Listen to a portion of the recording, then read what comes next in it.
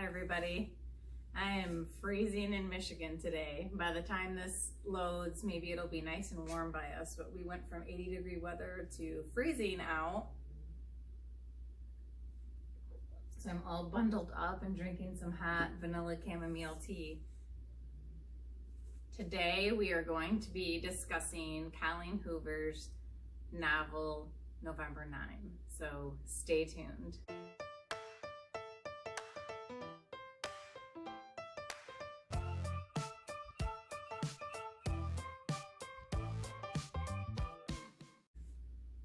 So I'm just going to do a little overview about what the book is about in general, and then I'm going to discuss some of my thoughts about the characters and the book itself and the plot line.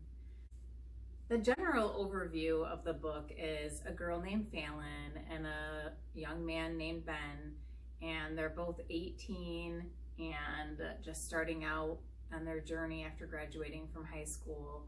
And they happen to meet each other under unusual circumstances at a restaurant, and they have a pretty magnetic instant attraction. They spend time together that day that they meet. Fallon is actually going to be moving to another state very far away, so she's like all against this insta-love thing, and her mom had raised her that you're not going to be ready for any type of serious relationship until you're 23. So she basically kind of tells him this, and they decide that they're going to reunite every year on the same day, which happens to be November 9.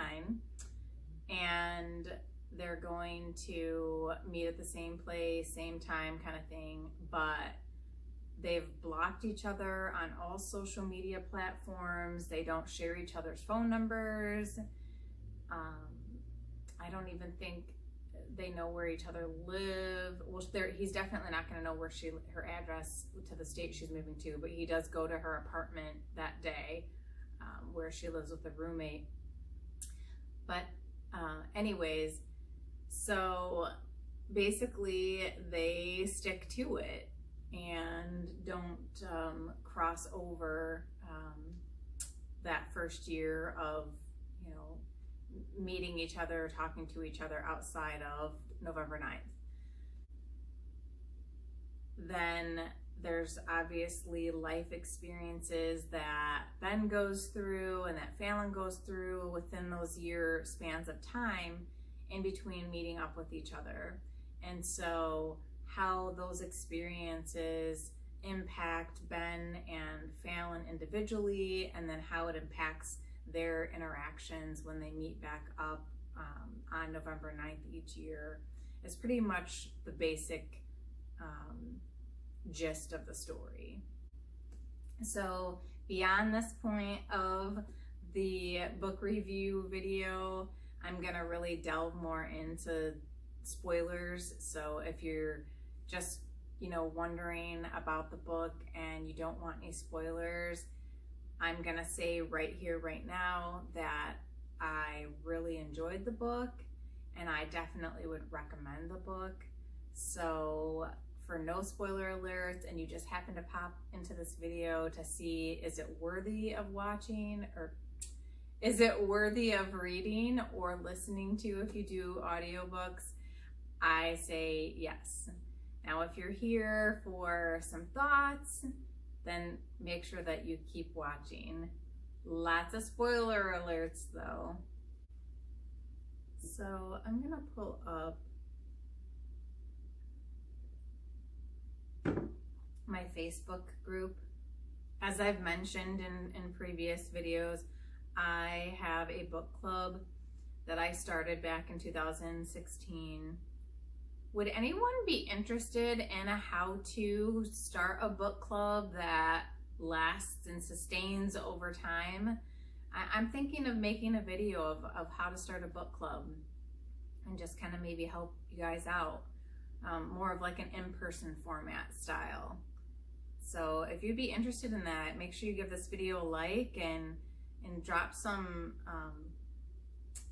questions in the comments if you have any, or any requests in the comments for book related or book review videos.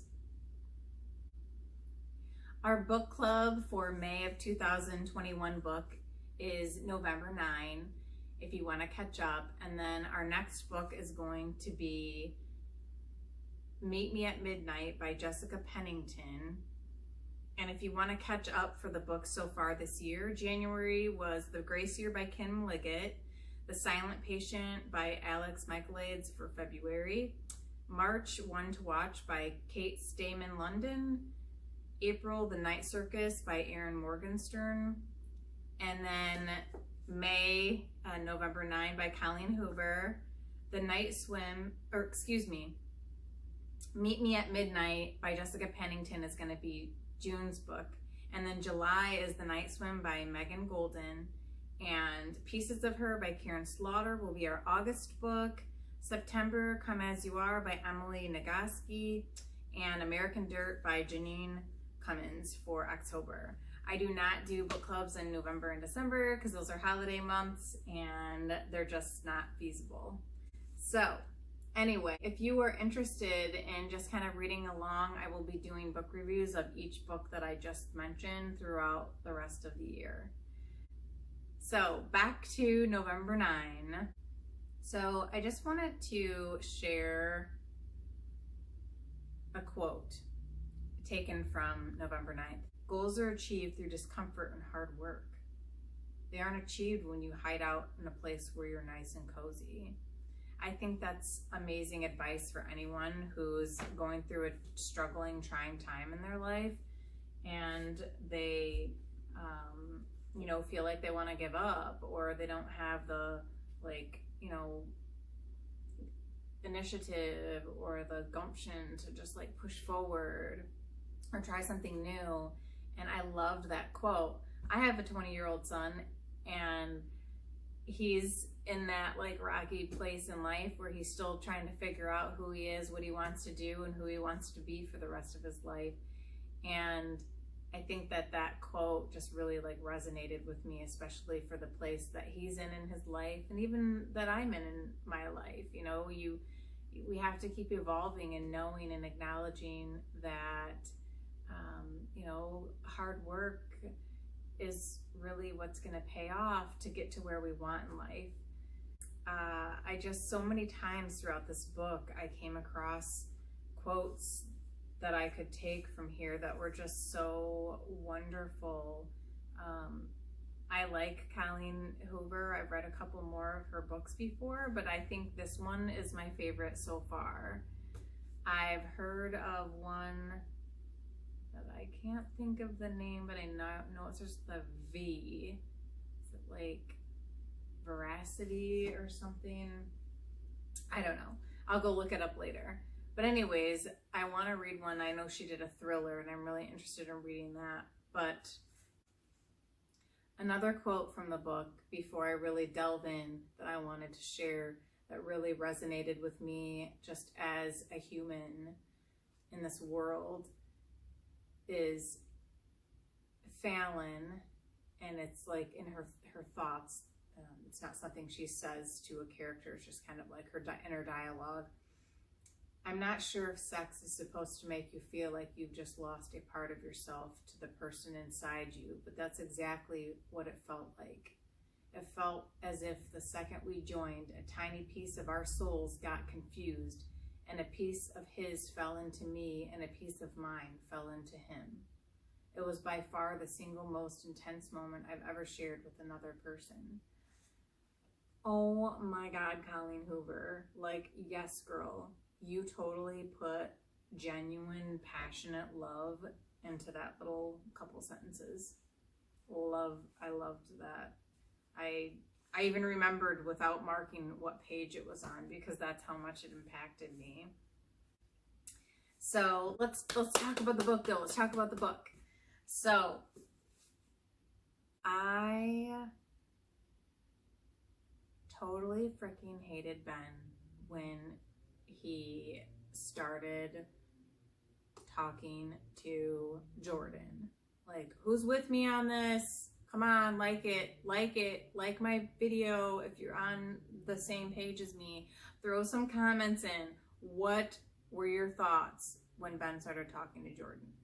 Okay, But before we even get to that point, so year one, they meet back up. You know, there's a lot of angst and passion and things that build up.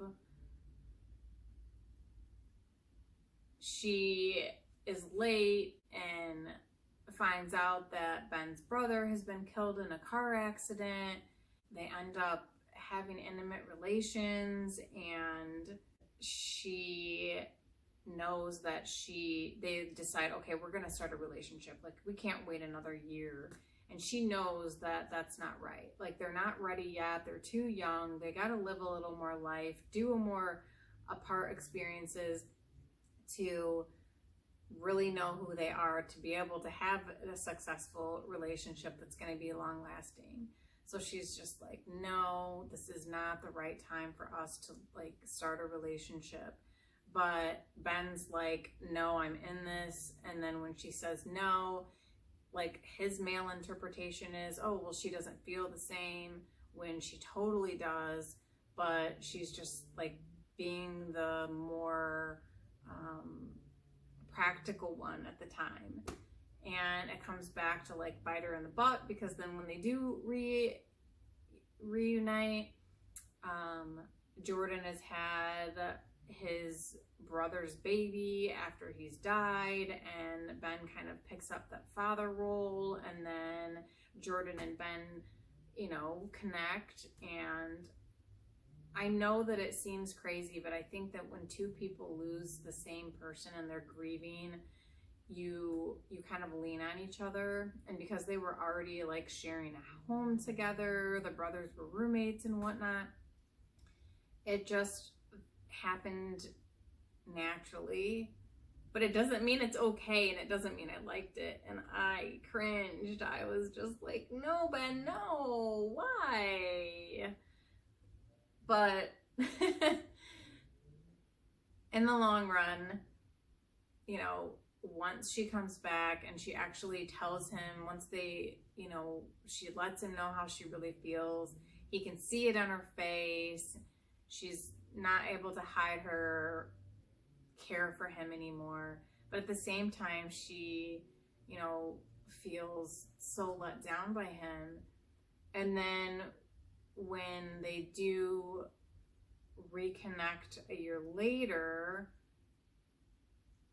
she finds the manuscript that he's been working on that's really just like an autobiography, telling from the moment when he's 16 and his mother passes. Spoiler alert, she commits suicide, and he actually is the one to find her. And you don't know about all of this until you read, you know, the part of the book where the manuscript is exposed.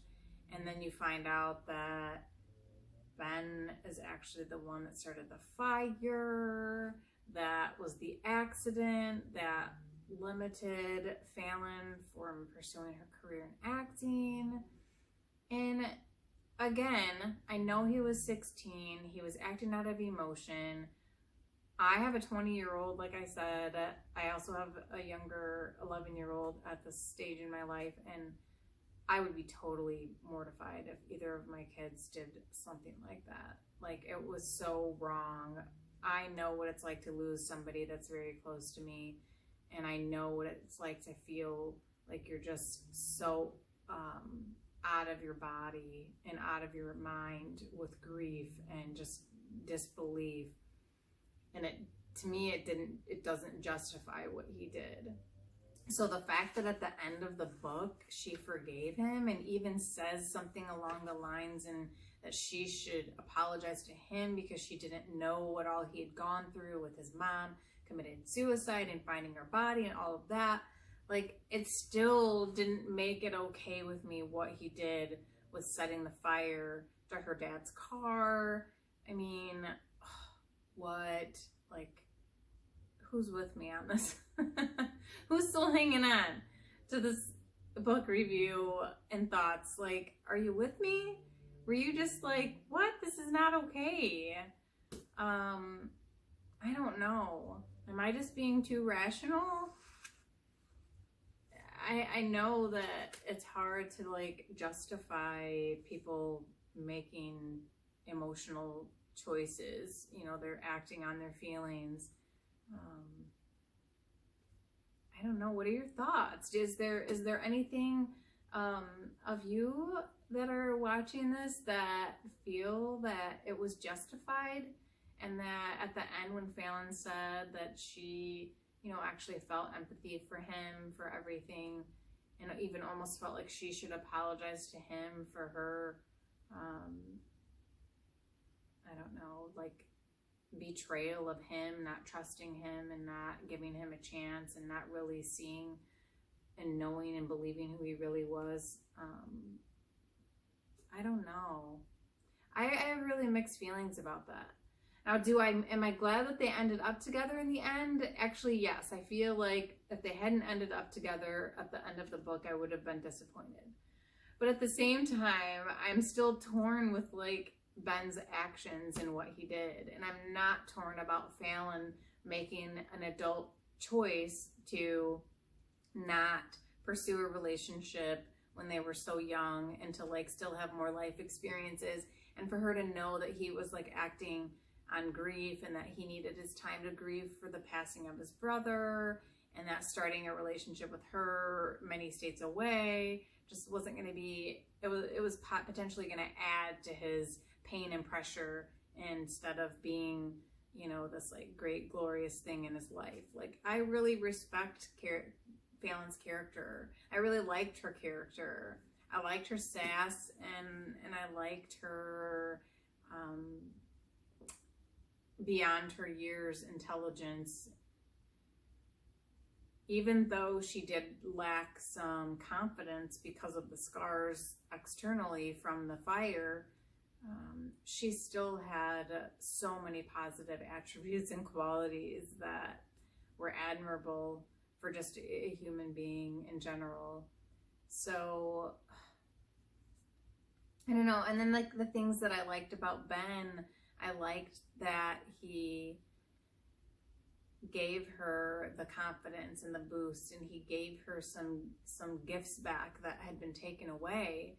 But then at the same time, it's like he's the one that caused those burns and scars. And if it wasn't for him setting fire to her dad's car, which then caught the house on fire, which then caught her on fire, or burned her, none of this would happen. So I don't know. I don't know. I can't imagine having scars caused from somebody like that horrible scars over a whole part of your body, and not having resentment and anger towards that person. I don't know. I mean, it's like she didn't know that until after she'd already fallen in love with him. So maybe love can conquer all. Maybe love can heal all wounds. Is that what Colleen's going for here? That the love between them could heal the external scars, and it helped to heal some of Ben's internal scars of the suicide of his mom and his grief and the, you know, path that he took afterward for a couple years that wasn't healthy and was destructive to him. Is that what Colleen's, you know, trying to give as her meaning? And is that what she wants you to be left with? Is that love can conquer all? What do you, watching this, think that the author's intended takeaway for us is? There's a lot that throughout the story that we could learn and be, it's insightful to us and can bring insight to our own selves and introspective of where we need to grow or things that we could do to change. Or is she making Fallon an example of someone that's gone through all of this and is showing forgiveness? Is that another layer of what Colleen's intent of portraying to her readers? I'm not really sure. I'm just kind of throwing out there like some different things that maybe could be the takeaway from this book.